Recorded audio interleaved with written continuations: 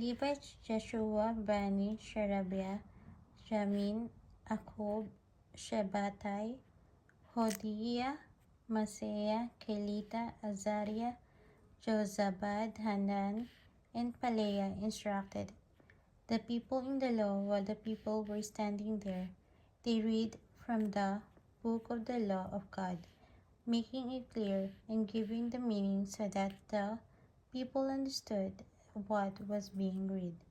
Then Nehemiah the governor, Ezra the priest and teacher of the law, and the Levites who were instructing the people said to them all, "This day is holy to the Lord your God. Do not mourn or weep." For all the people had been weeping as they listened to the words of the law. Nehemiah said, "Go and enjoy choice food and sweet drinks, and send some to those who have nothing prepared. This day is holy to our Lord. Do not grieve, for the joy of the Lord is your strength." The Levites calmed all the people, saying, "Be still, for this is a holy day. Do not grieve."